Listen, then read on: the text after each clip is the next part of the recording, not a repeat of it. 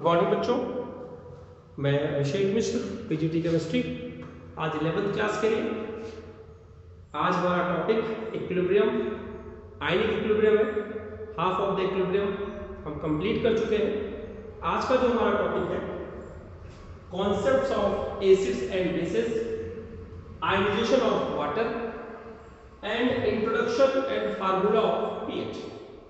हमें सिर्फ ये समझना है कि एसिड बेस के कितने कॉन्सेप्ट्स हैं, उसमें क्या क्या कहा गया है, और इलेक्ट्रोलाइट कैसे होते हैं, किसे कहते हैं, स्ट्रॉन्ग इलेक्ट्रोलाइट क्या होता है, वीक इलेक्ट्रोलाइट क्या होता है, और उसके बाद वाटर का आयनाइजेशन या डिसोसिएशन कैसे होता है, और पीएच का क्या फार्मूला है, उसके बारे में हम बात करेंगे। तो सबसे पहले हम शुरुआत करते हैं। एक टर्म है electrolyte.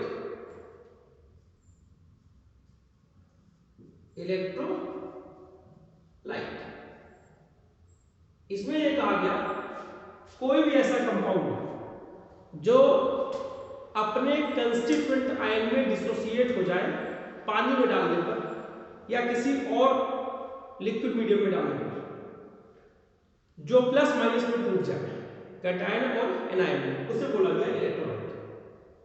Electrolyte which dissociates into positive and negative ions, जल्दी डिसोसिएट हो जाए, ज्यादा नंबर में डिसोसिएट हो, स्ट्रॉन्ग इलेक्ट्रोलाइट, कम डिसोसिएट हो, देर में डिसोसिएट हो, वीक इलेक्ट्रोलाइट।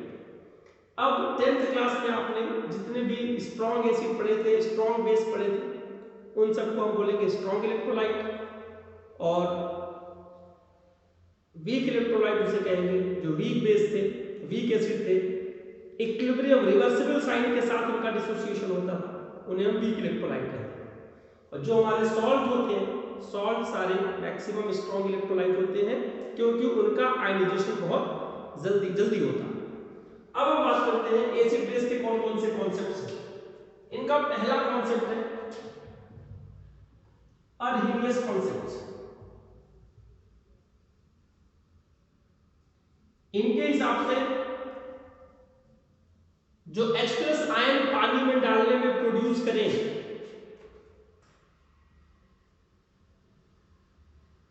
उसे हम एसिड कहेंगे, और जो OH- आयन प्रोड्यूस करें उसे हम बेस कहेंगे।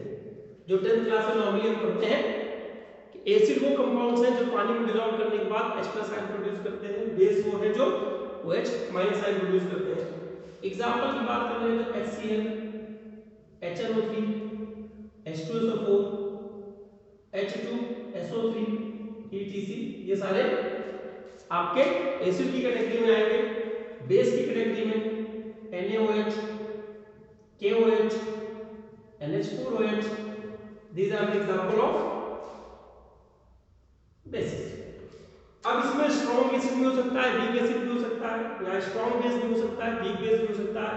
ये सारे एग्जांपल चाहे एसिड के हो चाहे बेस के हो, ये डिसोसिएट होते हैं प्लस और माइनस में, इसलिए भी सबको इलेक्ट्रोलाइट कहेंगे। इलेक्ट्रोलाइट की कैटेगरी में सब आता है। अब हम बात करते हैं अरहेनियस के कॉन्सेप्ट में कहा गया जो H+ आयन प्रोड्यूस करे उसे एसिड कहेंगे, जो OH- आयन प्रोड्यूस करे व्हेन डिसॉल्व्ड इन वाटर उसे हम बेस कहेंगे। इसके बाद कॉन्सेप्ट आया ब्रॉन्स्टेड का, पूरा नाम था ब्रॉन्स्टेड एंड लोरी कॉन्सेप्ट। इसमें क्या कहा गया, जो H+ आयन या फिर प्रोटॉन डोनेट करे उसे हम बोलेंगे एसिड, और जो H+ आयन या फिर प्रोटॉन एक्सेप्ट करे उसे हम कहेंगे बेस। समझिए इस चीज को,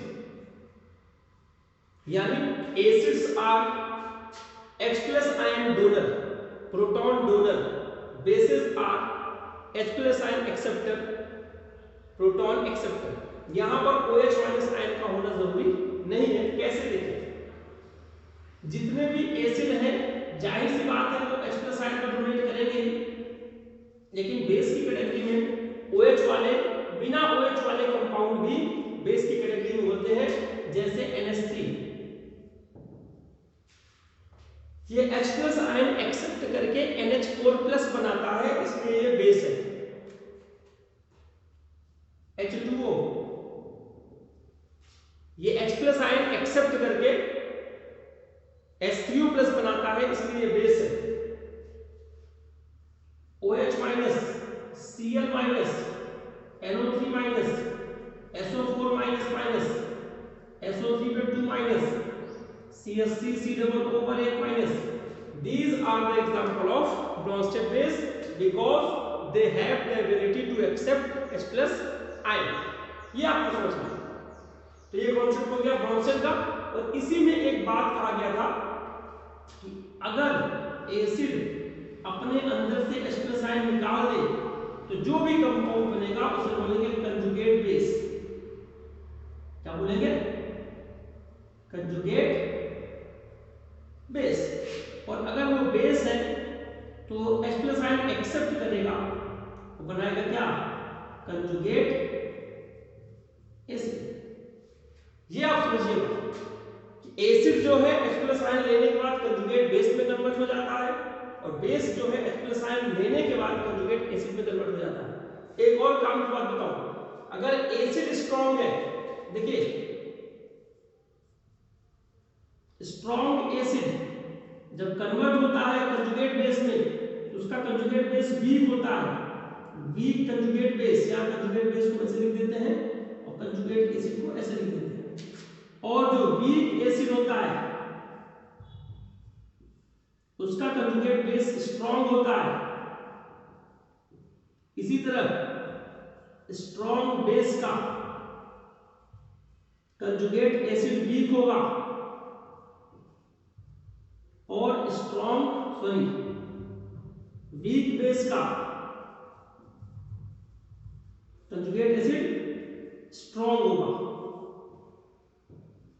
ये समझने वाली बात है। ये आपके नीट और आईआईटी के एग्जाम में भी आने वाला अच्छा क्वेश्चन है कि अगर दो एसिड हमारे पास है, हमें पता है कि CH3COOH, याद रखिए CH3COOH एक एसिड है और दूसरा है HCl। ये अपना H प्लस आयन निकालता है तो CH3COO माइनस बनता है, या फिर Cl माइनस बनता है। ये आपका वीक एसिड है, ये आपका स्ट्रॉन्ग एसिड है। यहाँ पर आ जाएगा strong conjugate base, weak conjugate base, यानी Cl माइनस की बेसिसिटी CH3COO माइनस की बेसिसिटी से कम होगी। ये आप इनका कंपैरिजन करके समझ सकते हैं। थोड़ा सा आपको अपना दिमाग जरूर लगाना पड़ेगा। इसके बाद हम बात करते हैं, एक टर्म है एसिड बेस कंजुगेशन। अभी मैंने आपको बताया कि H प्लस आयन निकाल दिया जाए या ऐड कर दिया जाए तो कंजुगेट बन जाता है। एक छोटा सा एग्जांपल दिखाता हूं। ये हमारा बेस है और ये हमारा एसिड है, इसकी रिएक्शन हुई, अब NH4 प्लस बना, तो इसने इसका H प्लस आयन ले लिया तो कंजुगेट एसिड हुआ, और ये Cl माइनस कंजुगेट बेस हुआ। अब देखिए समझिए, बेस से कंजुगेट एसिड बनता है और एसिड से कंजुगेट बेस बनता है। इसमें चेक कर लीजिए, H प्लस आयन ऐड कर दिया और इसने क्या किया, H प्लस आयन माइनस कर दिया। तो इसी को एसिड बेस कंजुगेशन कहते हैं। कंजुगेट एसिड बेस पेयर है ये। तो H प्लस आयन के ट्रांसफर के दौरान जो एसिड और बेस कंजुगेट बनते हैं उन्हें हम कंजुगेट एसिड बेस पेयर कहते हैं। The pair which differ from each other only through the H plus ion, उसे कहेंगे conjugate acid base pair, and the process is said to be acid base conjugation. The process is said to be acid base conjugation. अब इस चीज को समझिए, इसी तरह के और एग्जांपल ले सकते हैं। वाटर से रिएक्शन करता है तो H प्लस आयन और OH माइनस निकलता है। इसे हमने मान लिया ये बेस है, इसे हमने मान लिया ये एसिड है, हमने ये मान लिया कंजुगेट एसिड है, ये हो गया आपका कंजुगेट बेस। तो इसका इसके साथ जो अट्रैक्शन H प्लस आयन लिया, उसने H प्लस आयन लूज किया। जब वाटर एसिड की तरह भी बिहेव करता है, बेस की तरह भी बिहेव करता है, क्योंकि एक H प्लस आयन ले भी सकता है और लूज भी कर सकता है। इस प्रोसेस को ऑटो प्रोटोलिसिस कहते हैं। ये सेकंड बुक के हाइड्रोजन वाले चैप्टर में मिलेगा, बट यहां पर इसने दिखा दिया self self protolysis of water is called autoprotolysis, यानी water H plus ion lose भी कर रहा है और water H plus ion gain भी कर रहा है। अब आपके एनसीईआरटी में इससे रिलेटेड बहुत सारे क्वेश्चन हैं कि कंजुगेट एसिड बेस पेयर क्या होते हैं, मोस्ट इंपॉर्टेंट हैं और एनसीईआरटी के वो क्वेश्चन आप जरूर सॉल्व करिए, एग्जाम में जरूर आता है। लास्ट कॉन्सेप्ट रह गया एसिड बेस का, लुईस कॉन्सेप्ट। क्या रह गया? Lewis concept. एसिड के बारे में कहा गया कि लोन पेयर एक्सेप्ट जो कर ले उसे एसिड कहते हैं और बेस किसे कहते हैं? Lone pair donor. जो लोन पेयर इलेक्ट्रॉन को डोनेट कर दे उसे हम लुईस बेस कहेंगे और जो एक्सेप्ट कर ले उसे हम लुईस एसिड कहेंगे। बेस के बारे में फिर से बात कर ले, ये NH3 लोन पेयर को डोनेट कर सकता है, H2O लोन पेयर को डोनेट कर सकता है, H2S लोन पेयर को डोनेट कर सकता है, PS3 लोन पेयर को डोनेट कर सकता है और जितने भी निगेटिव स्पीशीज होती है they all are the Lewis base. इसमें कुछ भी कंफ्यूजन वाली बात नहीं होनी चाहिए। All negatively charged species and the neutral species having one or more lone pair are categorized as Lewis base. और एसिड की अगर हम बात करते हैं जो लोन पेयर को एक्सेप्ट करने वाले हो, जिनमें इलेक्ट्रॉन डेफिशिएंसी हो BF3, BH3, BeCl2, BeH2, AlCl3, FeCl3, FeBr3, these all compounds are electron deficient. They have a strong ability to accept lone pair, and the central atom of each compound does not have its complete octet. उसका octet पूरा नहीं है तो lone pair लेने की कोशिश करता है, इसे हम लुईस एसिड कहते हैं और इसे हम लुईस बेस कहते हैं। तो ये हमारा कॉन्सेप्ट था इक्विलिब्रियम का कि एसिड बेस कॉन्सेप्ट क्या है। अब हम बात करेंगे वाटर के बारे में, थोड़ी सी आयनाइजेशन की, जिसको भी हमने इतनी आसानी से दिखा दिया। तो जो वाटर का आयनाइजेशन होता है, H2O जब ब्रेक होता है H प्लस और OH माइनस में कन्वर्ट होता है और जब इसका हम कांस्टेंट निकालते हैं इक्विलिब्रियम कांस्टेंट, इसका जो फार्मूला लिखते हैं प्रोडक्ट की कंसंट्रेशन अपॉन रिएक्टेंट की कंसंट्रेशन, और आपको पता है ये कांस्टेंट फिक्स होता है और वाटर की भी अपनी कंसंट्रेशन फिक्स होती है। इन दोनों का जो मल्टीप्लाई है उसे लिखा गया KW, ionic product of water, और this is equal to concentration of H plus ion and OH minus ion का मल्टीप्लाई।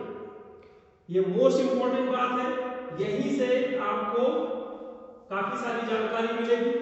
आपको बता दें कि एट 25 डिग्री सेल्सियस यानी 273 केल्विन पे हम बात कर रहे हैं कि जो KW की वैल्यू होती है 10⁻⁻14 होती है, H प्लस आयन की जो वैल्यू होती है वो OH माइनस आयन के बराबर होती है जो कि -7 होती है। यहां पर ये बताया गया कि जब H प्लस आयन की वैल्यू OH माइनस आयन से ज्यादा हो जाए किसी सॉल्यूशन में तो वो सॉल्यूशन एसिडिक होता है। H प्लस आयन की वैल्यू OH आयन से कम हो जाए तो सॉल्यूशन आपका बेसिक होता है, और अगर H प्लस आयन की वैल्यू OH माइनस आयन के इक्वल हो जाए तो सॉल्यूशन आपका न्यूट्रल होता है। हमने न्यूट्रल सॉल्यूशन के लिए बात की है। The value of KW for neutral water at 25 degree Celsius is 10⁻⁻14 and the value of H plus ion and OH minus ion which is are equal in concentration, the value of each is 10⁻⁻7 mole per litre. अब इस चीज को आप समझिए, यहां पर जो मैं बात बताने वाला हूं, pH का जो फार्मूला होता है minus log H plus ion concentration, pOH का जो फार्मूला होता है minus log OH ion concentration, और pKW का जो फार्मूला होता है माइनस लॉग KW। अब इसी वैल्यू को लॉग में पुट करें तो आपको मिल जाएगा माइनस लॉग 10 पावर माइनस 7, यहाँ 7 आ जाएगा, यहाँ भी 7 आ जाएगा और यहाँ 14 आ जाएगा। सॉरी, यानी ये आपके नीट बिट का क्वेश्चन हो सकता है कि रूम टेम्परेचर पर pKw की वैल्यू क्या होती है 14। रूम टेम्परेचर पर pH कितना होगा वाटर का 7, pOH कितना होगा वो भी 7।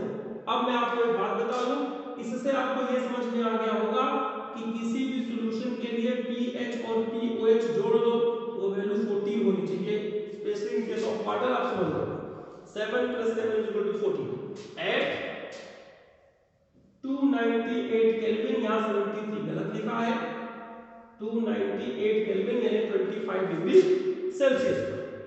तो ये आपको समझना पड़ेगा, इस पर हमें बहुत सारे न्यूमेरिकल करने पड़ेंगे। यहाँ पर pH की वैल्यू भी पुट हो गई। अब हम एक दो एग्जांपल pH निकालने का दिखा देते हैं आपको।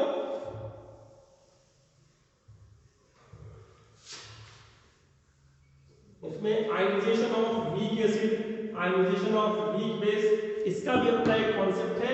जैसे मैं आपको बताऊं, वीक एसिड का अगर आयनाइजेशन लें HA, HA का जब डिसोसिएशन होता है तो H+ बनता है, A- बनता है।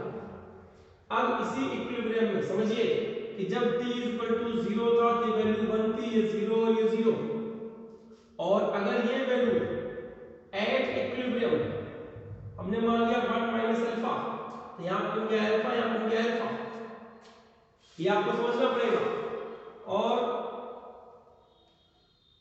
इसको हमने निकाला जब Ka H+ की कंसंट्रेशन अपॉन A- की कंसंट्रेशन अपॉन HA, यहां पर H2 यूज करते हैं तो H2 की वैल्यू इसके साथ चली जाती है, यहां पर Ka की वैल्यू ये आती है। और अब आप समझ लीजिए कि अगर आपको H+ की कंसंट्रेशन पता हो तो हम pH निकाल सकते हैं, Ka निकाल सकते हैं। अगर किसी ने किसी की वैल्यू दे दी जाए और यहां पर अल्फा को डिग्री ऑफ डिसोसिएशन कहते हैं, डिग्री ऑफ डिसोसिएशन कहते हैं अल्फा की वैल्यू को। हम यहां पर अगर निकालना चाहें Ka = आ जाएगा C⁴² upon 1 - alpha C⁴² for weak acid के लिए। अगर यहां कंसंट्रेशन की बात कर ले, यहां पर C रख दें तो C - C अल्फा करके देख सकते हैं। यहां पे देखिए C - C alpha, C alpha, C alpha, ये वैल्यू पुट करके यहां पे आते हैं। देख H+ की कंसंट्रेशन क्या लिखेंगे C अल्फा, A की क्या लिखेंगे C अल्फा, C अल्फा का स्क्वायर हो गया। HA की कंसंट्रेशन लिखेंगे C ब्रैकेट में 1 - अल्फा, एक C से ये कट जाएगा, आएगा C अल्फा² अपॉन 1 - अल्फा, जो कि 1 - अल्फा को नेगोशिएट कर देंगे, खत्म कर देंगे, यहां पर C अल्फा² आ जाएगा। C मतलब मोलर कंसंट्रेशन। तो अगर मोलरिटी दी है, डिग्री ऑफ डिसोसिएशन निकाल सकते हैं, Ka की वैल्यू निकाल सकते हैं, pH निकाल सकते हैं, H+ आयन की कंसंट्रेशन निकाल सकते हैं। ऐसे ही आप वीक बेस का भी डिसोसिएशन कर सकते हैं, वहां सिर्फ यहाँ K भी आ जाएगा और मेरे ख्याल से इसमें कोई फर्क नहीं पड़ेगा। इसके न्यूमेरिकल्स आपको 2-4 मिलेंगे, आप एनसीईआरटी से प्रैक्टिस करिएगा, जहां डाउट होगा हम डिस्कशन करेंगे। ये वीक एसिड का डिसोसिएशन था, वीक बेस का भी डिसोसिएशन सिमिलरली होता है। मैं चाहूंगा कि आप लोग उसे करिए। अभी हम सिर्फ एक बात देखते हैं आपको, मान लीजिए यहाँ पर 0.0 m मोलर HCl लिखा हुआ है, इसका pH कैसे निकालेंगे? लॉग टेबल में एक बार सिखा चुका हूं, आप सबसे रिक्वेस्ट है कि लॉग टेबल वाली क्लास आप फिर से YouTube वीडियो पर देखिए, हमने क्या दिखाया उसमें कोशिश कीजिए कि लॉग समझ में आए आपको। हमने आपको pH का जो फार्मूला बताया था minus log H+ ion concentration, तो पहले हम H+ की वैल्यू तो पता कर लें इसमें क्या है। इसमें जो H+ की वैल्यू है वो ये वैल्यू H+ की भी Cl- की भी दोनों यही होगा, क्योंकि यहाँ कंप्लीट डिसोसिएशन होता है। यहाँ पर वैल्यू जाएगी 10⁻⁻2 मोल पर लीटर। तो अब जब pH निकालेंगे तो समझिए minus log H+ ion concentration equal to minus log 10⁻⁻2 equal to -2 log 10 log 10 की वैल्यू 1 होती है, यहाँ पर जाएगा -2 × 1 = 2। pH आपका 2 आ गया, दैट मींस 7 से कम। 7 से कम का मतलब सॉल्यूशन कैसा होगा? ऐसे यहीं पर अगर H2SO4 लिखा हुआ हो 0.01 मोलर H2SO4, प्लीज समझते जाइए आप लोग। यहां पर H+ की जो आयन की कंसंट्रेशन लिखेंगे, हम लिखेंगे 2 मल्टीप्लाई 0.01। क्यों? क्योंकि यहां पर H में H2SO4 में 2H+ आयन है, 2 मोल ऑफ H+ आयन। तो अब ये वैल्यू आपकी हो जाएगी 2 मल्टीप्लाई 10⁻²। अब इसका जब हम pH निकालते हैं तो minus log 2 multiply 10⁻² is equal to minus से बाहर रहने दो log 2 प्लस log 10⁻²। इसको सॉल्व करते जाइए। log 2 वैल्यू 0.3010 पहले बता चुका हूं, फिर -2 log 10, इसकी वैल्यू हम समझ सकते हैं क्या -2 आएगा। ये देख लो आप यहां पे आ जाएगा 0.3010 -2 इज इक्वल टू -1.699। आपको वैल्यू चेक कर लीजिएगा, मुझे एग्जैक्टली नहीं पता। ये वैल्यू आ जाएगी +1.699, ये भी हो गया एसिडिक। अगर यहाँ H3PO4 लिखा हुआ होता तो यहाँ 3 से मल्टीप्लाई करते, मैं 2 करके दिखा रहा हूँ आपको। अब हम बात करते हैं किसी भी बेसिक सॉल्यूशन का pH वैल्यू कैसे पता करें। चलिए यही रहने देते हैं, यहां पर हम लिख देते हैं KOH। अभी हम सिंपल सा लॉग निकाल रहे हैं, जहां log 10 मिले, log 30 मिले, ऐसी चीजें मिलती रहे। अब देखिए इसको, दो तरीके हैं। पहला तरीका फर्स्ट मेथड, यहां पर OH माइनस आयन की कंसंट्रेशन दी हुई है 10⁻² मोल पर लीटर। तो पहली बात हम सीधा POH निकाल लें, तो POH is equal to minus log OH minus concentration. तो minus log log 10⁻² is equal to -2 log 10 is equal to 2। ये POH आया और हम जानते हैं pH plus POH is equal to 14। तो pH इज इक्वल टू क्या हो गया 14 minus POH is equal to 14 minus 2 is equal to 12। इसका मतलब हो गया सॉल्यूशन बेसिक। प्लीज समझिए, इंपॉर्टेंट बात बता रहा हूं। और सेकंड मेथड क्या है, सेकंड मेथड वाला pH निकालने का क्या हो सकता है कि हम क्या करेंगे, OH माइनस की कंसंट्रेशन हमें गिवन है 10⁻² मोल पर लीटर। हम H+ आयन की कंसंट्रेशन निकाल देंगे। हमें पता है H+ आयन और OH माइनस आयन का मल्टीप्लाई 10⁻14 के बराबर होता है। तो यहीं से हम H+ आयन की कंसंट्रेशन निकाल देंगे 10⁻14 अपॉन 10⁻² इज इक्वल टू 10⁻12। अब यहां पर pH निकाल सकते हैं, pH is equal to minus log 10⁻12 is equal to -12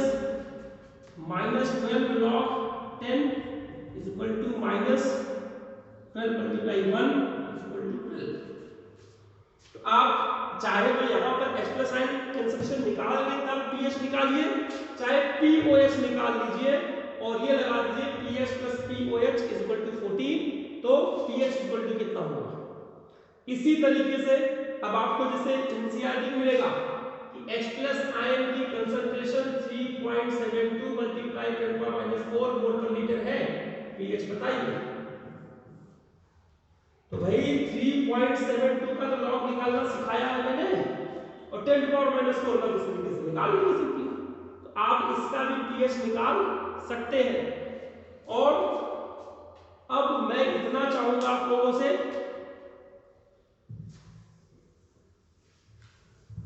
NCERT में जितने भी न्यूमेरिकल्स हैं, एसिड बेस कॉन्सेप्ट से, लुईस एसिड से, ब्रॉन्स्टेड एसिड बेस से, वो सब आप करके रखिए, pH कैलकुलेट करके रखिए। जो डाउट हो वो हमको भेजिए। अब मैं एक छोटी सी बात कहता हूं कि HCl की जो कंसंट्रेशन है 10⁻⁻8 मोल है। अब आप pH निकालिए, ये आपका होमवर्क है। मैं देखना चाहूंगा कि कितने बच्चे इस pH को निकाल के हमें दिखा सकते हैं। और ये इंपॉर्टेंट है, IIT में भी आ चुका है, नीट में भी आ चुका है और आपके एग्जाम में भी आ सकता है। तो मैं चाहूंगा कि इसका मुझे रिप्लाई व्हाट्सएप पर सारे बच्चे दें। मैं देखूंगा कि कितने बच्चे इस चीज को सिंसियरली ले रहे हैं। तो आज की क्लास में बस इतना ही, बाकी अगली क्लास में। धन्यवाद।